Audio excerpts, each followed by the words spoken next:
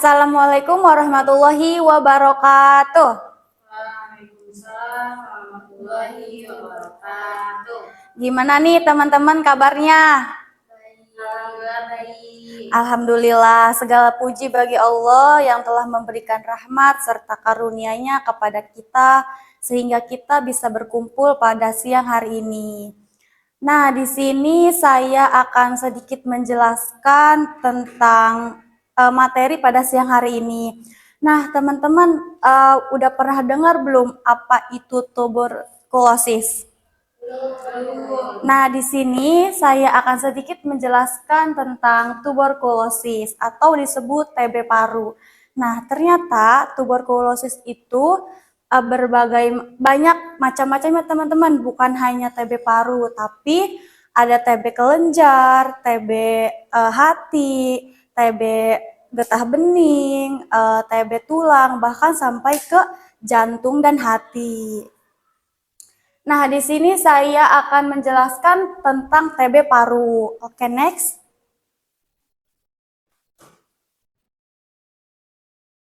Nah, di sini ada sejarahnya tuberkulosis atau TB, di mana tuberkulosis itu merupakan salah satu penyakit yang penyakit tertua yang pernah menyerang manusia, di mana bukti keberadaan penyakit ini tuh udah ditemukan sejak ribuan tahun yang lalu. Nah, penyakit TB ini menjadi masalah kesehatan dunia selama berabad-abad dan masih menjadi salah satu penyakit menular yang banyak ditemukan hingga saat ini. Jadi penyakit TB ini sudah ada sejak zamannya dulu gitu hingga saat ini. Oke, next. Nah, di mana tuberkulosis pada zaman dulu, zaman kuno. Nah, selanjutnya ada tuberkulosis pada zaman kuno, di mana berdasarkan penelitian arkeologi, tanda-tanda penyakit TB itu ditemukan gitu pada kerangka manusia dan juga mumi kuno yang berusia lebih dari 4.000 tahun yang lalu. Nah, di Mesir kuno ditemukan mumi yang menunjukkan bahwa kerusakan tulang belakang itu tuh akibat TB tersebut. Jadi yang saat ini dikenal sebagai Pott's disease atau TB tulang belakang. Next. Nah, di mana pada pertengahan abad tuberkulosis pada abad pertengahan. Nah, abad pertengahan itu hingga abad ke-18, TB itu menjadi salah satu penyakit yang ditakuti di Eropa ternyata teman-teman. Nah, dikenalnya itu saat itu penyakitnya dikenal dengan consumption, di mana penyakitnya itu tuh mengalami penurunan berat badan yang sangat drastis, sehingga kayak orang yang terkena penyakit TB pada saat abad pertengahan itu disebutnya itu kayak dikonsumsi. Kenapa seperti itu? Karena penyakit ini menjadi salah satu penyebab kematian tertinggi pada masa tersebut. Kenapa disebut dikonsumsi? Karena penyakit TB pada masa pertengahan abad di Eropa itu, orang-orang pada zaman itu menyebutnya, kita kan penyakit ini tuh berat badannya turun secara drastis, sehingga orang-orang menyebutnya itu dikonsumsi. Tubuh kita tuh tiba-tiba berat badannya turun secara drastis, makanya disebut dikonsumsi. Next. Nah, selanjutnya ada penemuan penyebab si tuberkulosis ini, di mana perkembangannya itu dalam sejarah TB terjadi pada tanggal 24 Maret 1882, di mana ketika seorang ilmuwan Jerman bernama Robert Koch berhasil gitu menemukan bakteri nih penyebab daripada si TB itu, sehingga namanya itu Mycobacterium tuberculosis. Jadi si ilmuwan yang bernama Robert Koch itu gitu berhasil menemukan bakteri daripada si TB, namanya itu Mycobacterium tuberculosis. Oke, next. Nah, selanjutnya ada penemuan penyebab daripada tuberkulosis, di mana perkembangannya itu tuh sangat penting dalam sejarah tuberkulosis.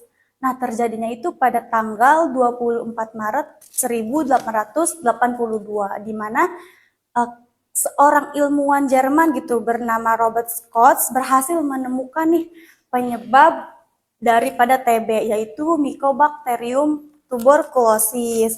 Nah, di mana melalui penelitiannya itu menggunakan mikroskop, Robert Koch itu menunjukkan gitu bahwa bakteri TB itu dapat ditemukan dalam jaringan tubuh dan juga penderitaannya dan dapat menularkan kepada makhluk hidup lain. Next. Nah, selanjutnya ada penemuan penyebab tuberkulosis, di mana penemuan ini menunjukkan menjadi tokoh penting gitu dalam dunia kedokteran, di mana karena untuk pertama kalinya penyebab TB itu dapat diketahui gitu secara ilmiah. Nah, terus kan Robert Koch itu sudah menemukan nih apa sih namanya penyakitnya siapa. Nah, si Robert Koch itu apa namanya atas jasanya gitu tuh beliau menerima Nobel Prize in Psychology or Medicine pada tahun 1905. Oke, next. Nah, baik, teman-teman, selanjutnya yaitu ada perkembangan pengobatan dari tuberkulosis, di mana pada tahun 1943 ilmuwannya itu berhasil menemukan obat antibiotik pertama gitu untuk penyakit TB ini, yang disebut itu streptomycin, di mana penemuan ini menjadi awal gitu untuk keberhasilan pengobatan TB secara medis. Nah, dari hasil ilmuannya itu tuh mendapatkan antibiotik untuk pertama kalinya. Jadi itu tuh awal keberhasilan daripada pengobatan TB secara medis. Oke, next. Nah, selanjutnya ada perkembangan pengobatan tuberkulosis. Ini tuh ditemukannya obat antibiotik tuberkulosis lainnya, kayak isoniazid, rifampicin, dan juga ethambutol. Next. Nah, selanjutnya ada perkembangan vaksin terkait tuberkulosis, di mana pada tahun 1921 vaksin BCG atau Bacillus calmette-guerin ini tuh mulai digunakan gitu untuk membantu melindungi manusia dari infeksi TB berat, kayak apalagi pada anak-anak. Jadi vaksin BCG ini divaksinin kepada anak-anak gitu, karena itu tuh untuk mencegah atau meminimalisir pada saat dewasa. Jadi vaksin ini tuh penting bagi anak-anak pada mulainya itu pada tahun 1921. Next. Nah, selanjutnya ada vaksin BCG juga dikembangkan gitu oleh dua ilmuwan nih teman-teman, yaitu yang berasal dari Prancis. Yang pertama itu ada Albert Calmette dan juga Camille Guerin, di mana pada saat itu hingga sekarang vaksin BCG itu masih menjadi bagian gitu dari program imunisasi di banyak negara termasuk Indonesia. Jadi vaksin ini sangat penting gitu dari dulu hingga sekarang untuk anak-anak. Karena kenapa anak-anak? Karena vaksin ini tuh dimulai dari anak-anak, sehingga pada saat nanti dewasa itu tuh meminimalisir penyakit yang tertular nanti. Next. Nah, selanjutnya ada tuberkulosis di era modern, di mana pada abad ke-20 dan juga 21 berbagai kemajuan teknologi itu menjadi kesehatan membantu menurunkan angka kematian tertinggi gitu akibat penyakit TB ini. Nah, meskipun pengobatan dan juga pencegahan TB itu telah berkembang gitu secara pesat, tapi masih banyak loh teman-teman ternyata masalah kesehatan globalnya. Organisasi Kesehatan Dunia yaitu World Health Organization, di mana terus melakukan berbagai program untuk menekan angka kematian daripada penyakit TB ini di seluruh dunia. Karena penyakit TB ini sudah ada sejak zaman dulu hingga sekarang gitu. Makanya WHO ini terus melakukan gitu berbagai program untuk menekan gitu angka kematian ataupun dari TB tersebut. Next. Nah, selanjutnya ada sejarah TB di Indonesia, di mana di Indonesia itu ternyata telah banyak teman-teman kasus terkait penyakit TB menjadi salah satu masalah kesehatan masyarakat. Nah, pemerintah melalui Kementerian Kesehatan Republik Indonesia terus melakukan berbagai upaya untuk penanggulangannya. Nah, jadi ternyata di Indonesia itu sudah dari dulu hingga saat ini bahkan sudah banyak kasusnya terkait orang-orang yang terkena ataupun penderita tuberkulosis, di mana masih menjadi salah satu masalah gitu kesehatan terbesar di Indonesia. Nah, berdasarkan laporan terbaru nih dari World Health Organization, Indonesia itu termasuk negara yang beban tuberkulosnya itu tertinggi di dunia dan juga menempati peringkat kedua gitu setelah India. Nah, pada tahun 2023 ternyata WHO itu sudah memperkirakan terdapat sekitar 1,9 juta kasus tuberkulosis. Nah, di Indonesia juga angka kejadiannya itu sekitar 387 kasus per 100 penduduk. Nah, jadi dari ternyata Indonesia juga sudah memasuki kasus peringkat kedua di dunia kasus TB setelah India, karena dari paling parah itu mulai di tahun 2023. Nah, WHO juga melaporkan bahwa sekitar 10% gitu dari kasus TB di dunia yang ada di Indonesia. Nah, selain itu masih terdapat kasus ternyata yang belum terdiagnosis. Jadi kayak udah ada sekitar 10%, tetapi itu tuh belum semua yang terkena penyakit itu tuh sudah didiagnosis. Next.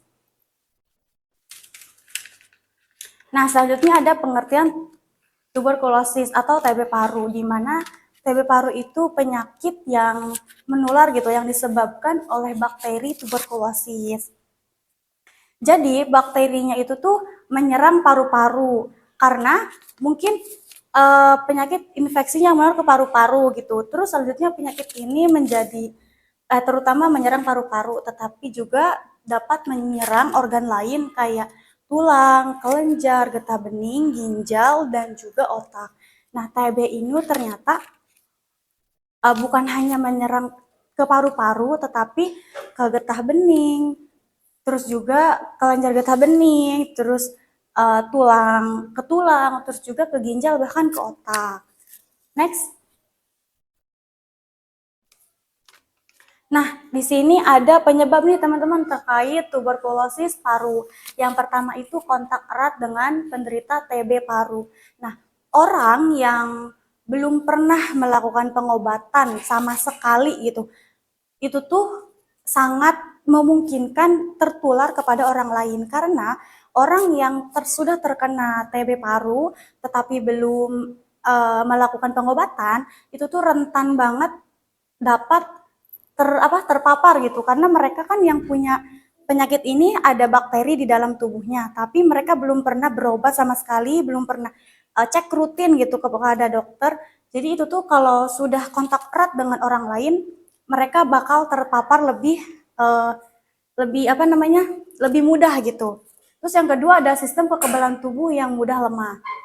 Nah, biasanya penyebab dari TB paru ini sistem kekebalan tubuh kita itu tuh lagi lemah. Jadi tubuh yang imunnya rendah gitu itu tuh gampang terpapar ataupun kayak tertular dengan TB paru.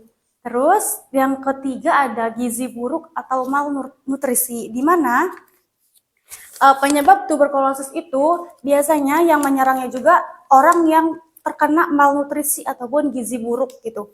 Terus selanjutnya ada lingkungan padat penduduk dan ventilasi, di mana penyebab dari TB paru ini banyaknya penduduk dan juga kayak lingkungannya tidak bersih, terus juga ventilasinya kayak kurang untuk memasuki udara. Nah, biasanya itu tuh gampang terpapar daripada tuberkulosis paru. Terakhir ada kebiasaan merokok. Nah, orang-orang yang mempunyai penyakit tuberkulosis paru biasanya kebiasaan merokok. Mereka kan merokok gitu, terus terpapar mungkin paru-parunya. Jadi mungkin terkena gitu kebiasaan yang namanya merokok. Terus juga penyakitnya itu tuberkulosis. Tapi yang lebih rentannya itu biasanya perokok pasif ya, karena mereka terpapar dari asap, bukan pengguna si rokok. Next. Nah, selanjutnya ada gejala tuberkulosis dari paru. Yang pertama itu gejala utama nih, ada beberapa poin. Yang pertama itu batuk terus-menerus selama 2 minggu. Nah, gejala utama yang kita ketahui bahwa penyakit TB ini yang pertama batuk yang terus-menerus lebih dari 2 hari. Nah, orang yang batuk lebih dari 2 hari itu tuh harus cek kondisi tubuh kita apakah ada yang salah atau tidak. Tetap soalnya banyak orang yang beranggapan atau menyepelekan bahwa batuk itu tuh kalau lebih 2 hari, mungkin batuk aja nanti juga sembuh gitu. Nah biasanya itu tuh suka disepelein kan sama orang yang batuk gitu.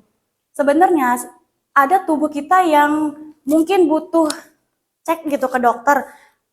Jadi kalau batuk terus menerus lebih dari 2 minggu berturut-turut, itu tuh kita harus cek kondisi tubuh kita apakah ada yang salah di organ tubuh kita atau mungkin ada kelainan atau apa gitu, karena batuk lebih 2 minggu ini uh,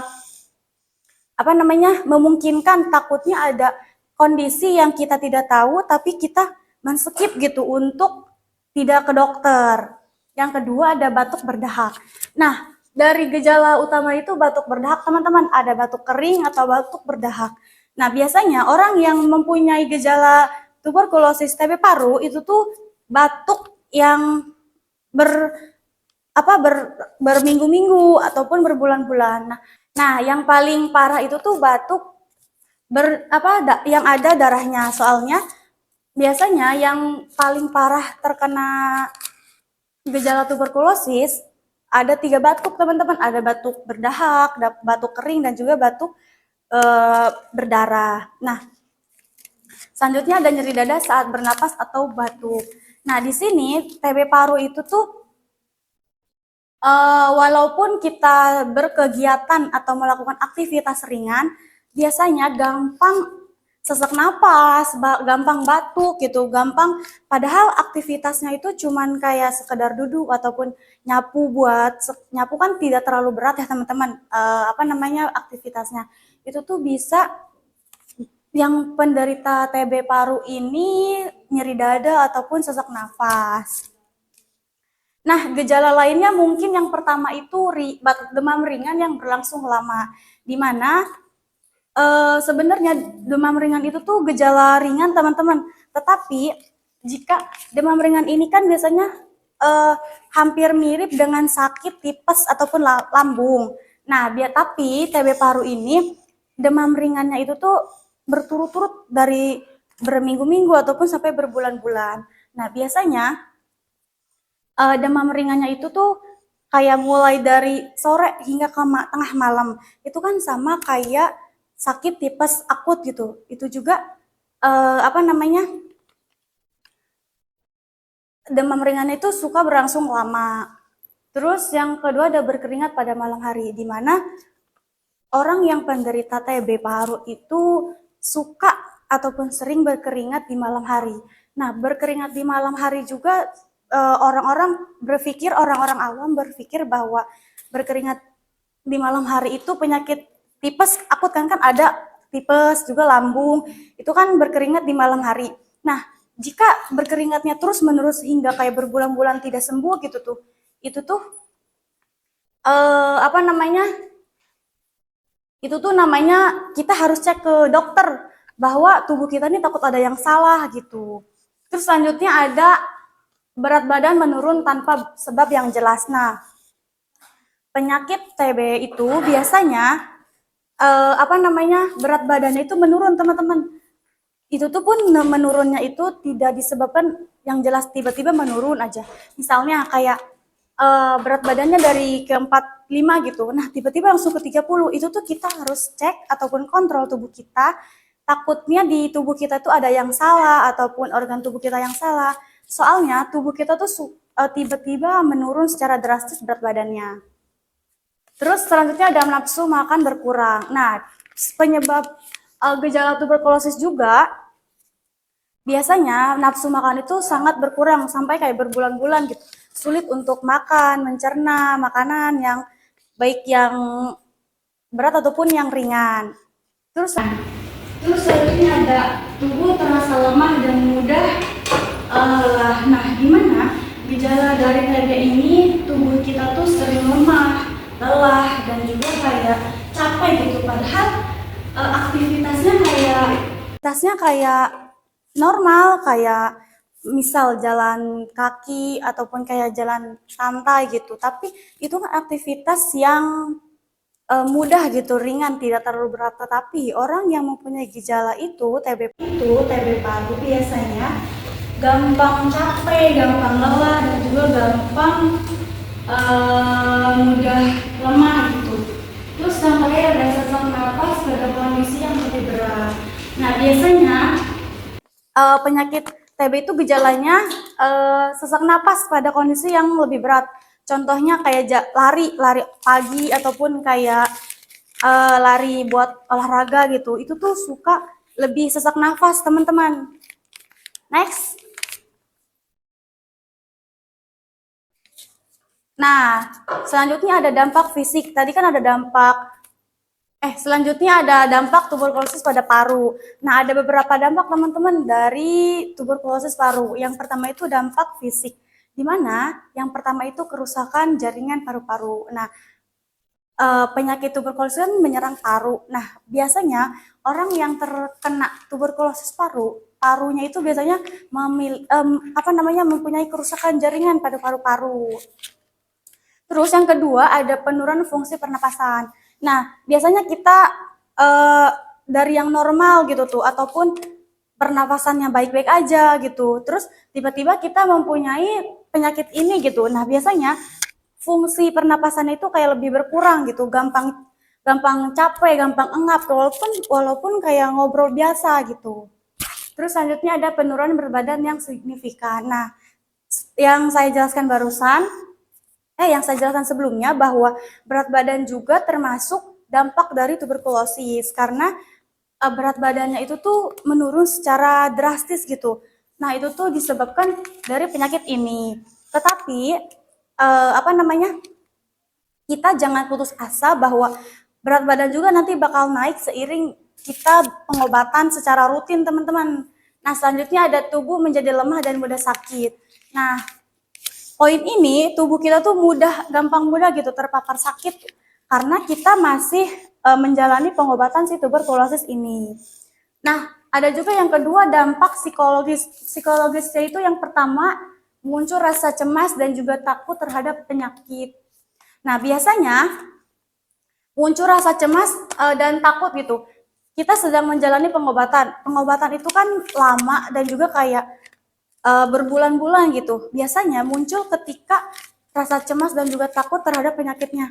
Mungkin berpikir orang-orang yang terkena tuberkulosis ini berpikir bahwa oh nanti saya takut nggak sembuh deh, takut penyakit ini nggak ada sembuhnya gitu. Makanya orang-orang yang mempunyai penyakit ini muncul rasa takut dan juga cemas ketika mereka mempunyai penyakit tuberkulosis.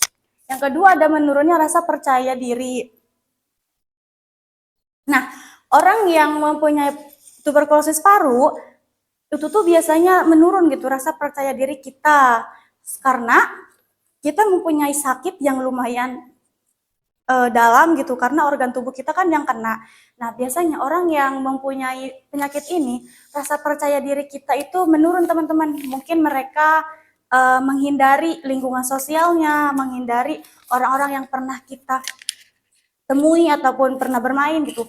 Biasanya orang itu suka menghindari keramaian karena mereka takut dijauhi ataupun takut penyakit ini tuh terpapar gitu sama orang lain. Terus yang terakhir ada stres karena proses pengobatan yang cukup lama.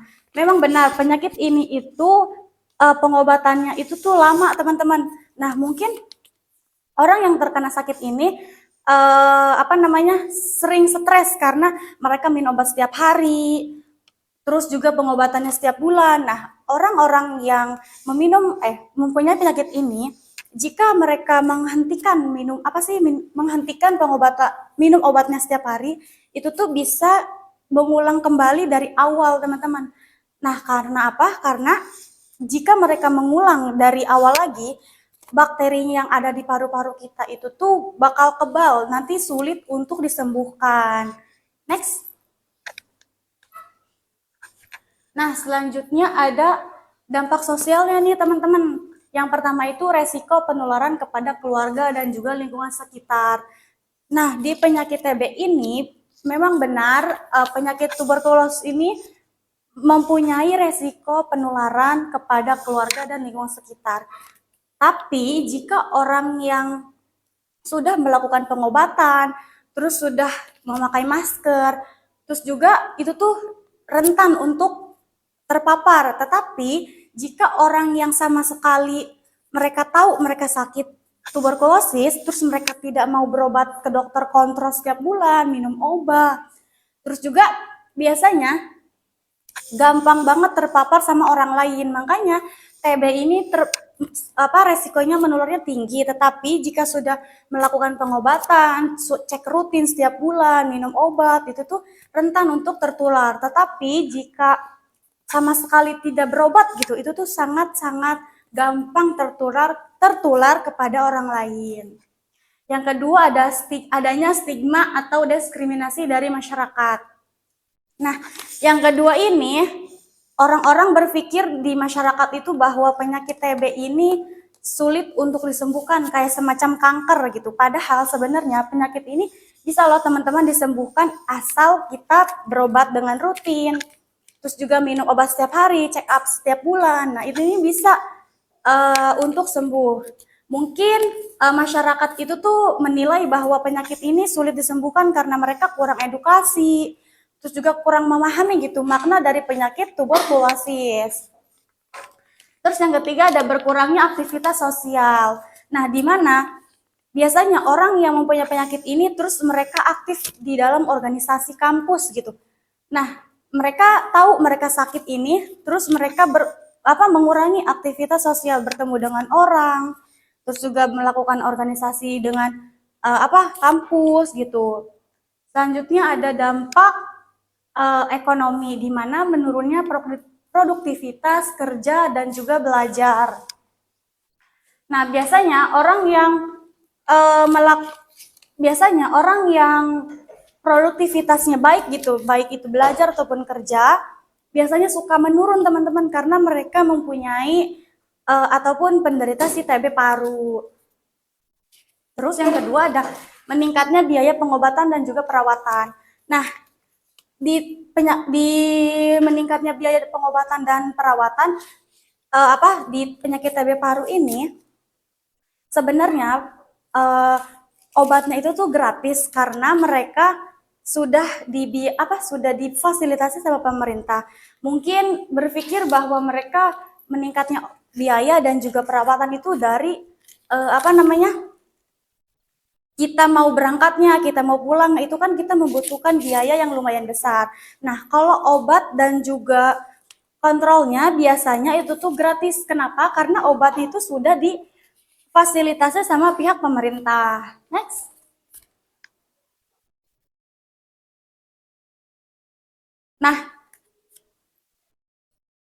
Nah, selanjutnya ada cara penularan tuberkulosis paru. Nah, TB paru itu sebenarnya tidak menular teman-teman kalau kita berjabat tangan. Tetapi menularnya itu melalui batuk. Nah, orang yang sama sekali tidak pernah berobat, mereka tahu tapi mereka tidak berobat gitu. Batuk itu bisa menyebabkan menularnya penyakit ini karena dari batuk itu kan ada percikan yang keluar gitu, itu tuh gampang tertular. Terus yang kedua bersin. Nah, TB paru ini harus diwajibkan memakai masker teman-teman karena mereka tidak tahu kan kita bersin atau enggak ataupun kita bertemu dengan orang atau enggak gitu. Nah, TB juga menular dari bersin. Nah, selanjutnya ada berbicara dalam jarak dekat. Biasanya orang yang mempunyai penyakit tuberkulosis ini kita dianjurkan ataupun kayak diwajibkan gitu untuk memakai masker. Kenapa? Karena kita kan ngobrol, beraktivitas dengan orang lain, bertemu dengan orang lain. Itu tuh kan apalagi jaraknya kayak dekat gitu tuh saling ngobrol. Kita tuh wajib menggunakan masker karena kita tidak tahu apakah saat kita berbicara ada percikan ataupun yang keluar gitu. Itu tuh biasanya suka takutnya menularkan kepada orang lain. Nah, yang terakhir ada meludah sembarangan. Di mana orang yang mempunyai penderita ini jangan meludah sembarangan karena kita nggak tahu takutnya ada bakteri ataupun ada apa gitu sehingga takutnya menularkan kepada orang lain. Next. Nah, selanjutnya ada pencegahan tuberkulosis paru. Yang pertama itu imunisasi BCG, di mana pemberian vaksin BCG ini pada bayi dapat membantu melindungi dari TB berat. Nah, vaksin BCG ini dilakukan pada bayi, pada masa anak-anak. Kenapa? Karena vaksin ini melindungi kita dari TB yang lebih berat pada saat dewasa. Orang-orang yang sudah melakukan vaksin BCG biasanya rentan gitu biasanya jarang untuk tertular karena mereka sudah berimunisasi vaksin BCG. Next. Yang kedua ada menjaga kebersihan dan juga etika batuk. Ada beberapa poin. Yang pertama itu menutup mulut saat batuk dan bersin. Orang yang penderita tuberkulosis kita wajib menggunakan masker karena kita belum sembuh, kita masih masa pengobatan, makanya batuk dan juga bersin itu masih hal yang kita jaga pada saat kita bertemu ataupun beraktivitas dengan orang lain. Terus yang kedua ada menggunakan masker jika sedang sakit. Nah ini teman-teman, menggunakan masker jika sedang sakit. Kita masih masa pengobatan, terus juga masih masa sakit. Kita tuh wajib menggunakan masker agar kita tidak menularkan kepada orang lain. Terus yang ketiga ada tidak mudah sembarangan. Next. Selanjutnya ada menjaga daya tahan tubuh. Di mana yang pertama itu mengkonsumsi makanan bergizi seimbang. Nah, pencegahan daripada tuberkulosis itu kita harus mengkonsumsi makanan yang bergizi seimbang. Kenapa? Sistem kekebalan tubuh kita harus kita jaga agar kita terhindar dari yang namanya penyakit tuberkulosis. Yang kedua ada berolahraga secara rutin. Nah, kita harus berolahraga secara rutin agar tubuh dan juga imun kita tidak gampang tertular oleh penyakit apapun. Karena ini tuh pencegahan untuk kita dari penyakit tuberkulosis. Terus yang ketiga ada istirahat yang cukup. Nah, pencegahan selanjutnya yaitu istirahat teman-teman. Jika kita jarang tidur, jarang istirahat, bahkan tidak tidur gitu, itu tuh bisa rentan untuk terkena penyakit tuberkulosis. Next. Selanjutnya ada pencegahannya itu menjaga sirkulasi udara. Nah, yang pertama itu membuka jendela rumah setiap hari agar udara dan juga uap itu tuh mudah gitu dan juga kita bisa mencerna udaranya gitu. Terus yang kedua ada memastikan rumah memiliki ventilasi yang baik karena jika tidak sangat memungkinkan gitu debu-debu asap ataupun masuk ke rumah gitu. Terus membiarkan sinar matahari masuk ke dalam rumah. Nah, pencegahan selanjutnya yaitu kita berjemur teman-teman di matahari karena tubuh kita membutuhkan vitamin D agar imun tubuh kita tetap sehat dan juga terjaga. Next. Nah, pencegahan selanjutnya yaitu menghindari faktor resikonya. Yang pertama itu segera gitu memeriksakan diri jika mengalami batuk lebih dari 2 minggu. Nah, pencegahannya itu tuh jika sudah kita tahu kita sakit ataupun batuk lebih dari 2 minggu, kita wajib ataupun kontrol gitu tubuh kita. Takutnya kita nggak tahu tubuh kita itu kenapa batuknya lama gitu sampai berbulan-bulan, sampai ya berminggu-minggu gitu. Kita tuh harus segera periksa teman-teman karena sistem tubuh kita tuh nggak tahu kita sakit apa, makanya kita segera periksakan diri untuk kontrol ke dokter.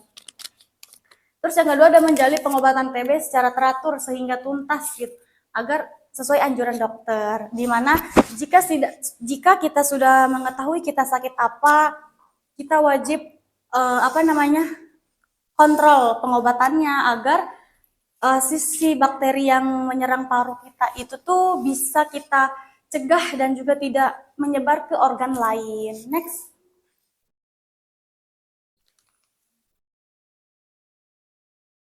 Nah, selanjutnya ada pengobatan tuberkulosis paru. Nah, ada yang pertama itu pengobatan OAT. Teman-teman tahu gak sih OAT itu apa? Nah, OAT itu obat antibakteri, di mana yang pertama itu orang yang sudah berobat dan juga menggunakan OAT biasanya membunuh bakteri TB karena kita sudah berobat, kita sudah meminum obat dari si khusus paru itu, biasanya itu tuh membunuh bakteri-bakteri yang menyerang ke paru-paru. Terus selanjutnya ada menghentikan penularan, di mana kita sudah berobat, kita sudah meminum obat. Nah, itu tuh kita bisa mencegah penularan kepada orang lain karena kita sudah meminum obat secara rutin. Terus ada juga mencegah komplikasi. Nah, biasanya lama pengobatannya itu tuh ada 2 tahap, teman-teman. Yang pertama itu intensif, di mana dilakukan pada awal pengobatan untuk mengurangi jumlah bakteri yang menyerang dengan cepat. Nah, tahap intensif ini itu tuh awal-awal kita melakukan pengobatan. Itu tuh untuk mencegah bakterinya lebih cepat menyebar ke organ lain gitu. Terus yang kedua ada tahap lanjutan, di mana bertujuan untuk membunuh dan juga sisa bakteri yang ada di dalam penyakitnya agar tidak kambuh. Nah, tahap lanjutannya itu bertujuan untuk membunuh sisa-sisa di bakteri kita. Biasanya jika kita sudah melakukan pada tahap ini, itu tuh jarang sekali kambuh karena kita sudah melakukan tahap lanjutan. Next. Selanjutnya, nah teman-teman tahu gak sih kenapa pengobatan TB itu penting? Ada yang tahu gak? Karena ya biar sembuh. Iya. TB-nya nggak permanen. Iya betul. Ada lagi gak? Nggak ada. Nah, biar saya jelaskan ya, kenapa pengobatan TB ini penting untuk penderita si TB paru. Next. Nah, karena jika si penderitanya itu menghentikan gitu pengobatan sebelum waktunya, itu tuh bisa menyebabkan bakteri yang lebih kebal, lebih menyerang ke organ. Contohnya organ organ tulang, bisa jadi kelenjar getah bening, jantung, bahkan ke hati gitu. Nah, jika orang yang sudah mempunyai ataupun penderita TB paru, tetapi orang ini kayak males ataupun capek gitu untuk pengobatannya, minum obat setiap hari, terus mereka menghentikan gitu si pengobatan ini. Biasanya kalau orang yang menghentikan itu tuh sebelum waktunya dia sembuh, terus mereka menghentikan, itu tuh akan menyebabkan bakterinya lebih kebal, lebih bahkan menyerang organ ke yang lain. Next. Nah, selanjutnya ada dukungan keluarga, di mana si penderita TB paru ini sangat membutuhkan dukungan keluarga, lingkungan sekitar, bahkan teman terdekat pun. Nah, biasanya dukungan keluarga itu sangat penting untuk yang pertama menjadwalkan atau mengingat gitu kapan minum obat ataupun kapan minum obat, kapan enggak gitu. Biasanya dukungan keluarga yang kita butuhkan gitu tuh. Keluarga itu mengingatkan kepada si penderita TB untuk meminum obat. Terus yang kedua ada memberikan dukungan emosional, di mana dukungan emosional ini kita butuh kepada orang tua agar mengingatkan kita bahwa penyakit ini tuh bisa sembuh. Penyakit ini tuh eh, bakal sembuh karena bukan penyakit tetap kan. Nah, selanjutnya ada membantu memenuhi kebutuhan nutrisi penderita. Nah, dukungan keluarga ini kepada si penderita tuberkulosis paru, kita butuh si penderita itu butuh nutrisi karena makanan bergizi, minuman, bahkan buah-buahan itu tuh kita butuh dukungan untuk si penderita TB paru. Nah, teman-teman yang saya jelaskan secara runtut gitu. Di sini ada yang bertanya? Saya mau bertanya, Iya. Pak, ada gak sih penderita TB itu tantangan makanan atau minuman gitu? Kan pasti kan, ya pasti ada sih, tapi apa gitu yang paling pantang gitu untuk makanannya tersendiri? Oh iya. Nah, sebenarnya penyakit TB ini tidak ada pantangan teman-teman, tetapi jika si penderitanya mempunyai penyakit lain kayak lambung yang sudah akut ataupun kronis, nah itu tuh kita harus menjaga dan juga harus dipantang makanan dan juga minuman apa yang enggak dan dikonsumsi. Nah, penyakit ini tidak ada pantangan teman-teman, tetapi jika si penderitanya itu mempunyai penyakit lain kayak tipes, lambung, itu tuh sudah kronis banget. Biasanya dokter menyarankan untuk dipantang kayak makanan pedesnya, minum es, ataupun berminyak, ataupun kayak goreng-gorengan. Itu tuh biasanya orang yang si penderita TB, tetapi mereka punya punya penyakit lain, kita harus pantang makanan yang tidak kita makan. Nah, gimana? Ada lagi? Ada Ya, eh,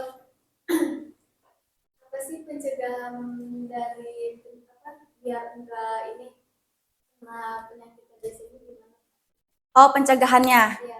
Nah, biasanya kita harus misalnya dari bayi ataupun anak-anak kita sudah menvaksin namanya BCG ini karena untuk meminimalisir bahwa nanti pas saat dewasa kita rentan gitu untuk tertular karena kita sudah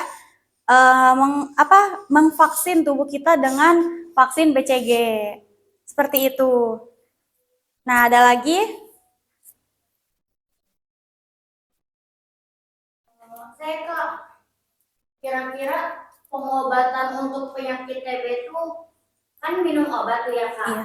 Obatnya yang warna merah itu ya Kak ya? Iya. Nah pas waktu kita dapat obat yang warna merah itu pengobatannya berapa lama sih Kak? Nah, biasanya pengobatan untuk penderita TB ini kan 6 bulan ya. Itu tuh kita setiap bulannya wajib kontrol, setiap harinya minum obat. Nah, pada 2 bulan kedua awal itu tuh kita minum obat yang namanya obat yang panjang itu tuh. Itu tuh diminum setiap hari tetapi dengan dosis 2 butir. Itu tuh diminumnya hanya pagi saja. Nah, tetapi jika sudah tahap lanjutan dari bulan ketiga sampai ke 6 itu tuh obatnya berbeda dengan obat yang lebih kecil tetapi dosisnya itu ditinggiin jadi 3 butir karena di bulan ketiga 4 5 6 itu kan berat badan kita sudah naik. Nah, biasanya orang yang si penderita TB kalau berat badannya sudah di atas 38 itu tuh obatnya berbeda yang lebih kecil dan juga butirnya lebih 3 dinaikin dosisnya. Seperti itu. Terima kasih. Ya, nah jadi kesimpulannya itu penyakit ini adalah penyakit yang menular teman-teman disebabkan oleh bakteri karena bakteri itu menyerang paru-paru. Nah, namanya itu Bacterium tuberculosis di mana batuknya kayak lebih dari 2 minggu, demam, bahkan keringat dingin setiap malam. Nah, penyakit ini itu dapat menimbulkan dampak fisik, dampak psikologis, dampak sosial, dan juga dampak ekonomi. Di mana TB ini sebenarnya bisa disembuhkan teman-teman, bukan penyakit yang benar-benar tetap di tubuh kita. Tapi TB ini bisa disembuhkan asalkan kita berobat dan juga melakukan pengecekan setiap bulan, terus minum obat yang teratur, itu tuh bisa teman-teman bakteri yang ada di tubuh kita berkurang ataupun kayak bisa jadi menghilang karena kita sudah melakukan pengobatan, sudah minum obat setiap hari. Jadi penyakit ini bisa sembuh teman-teman, asalkan kita berobat dengan sesuai anjuran dokter. Nah, mungkin cukup sekian materi yang saya sampaikan pada siang hari ini. Wassalamualaikum warahmatullahi wabarakatuh. Waalaikumsalam.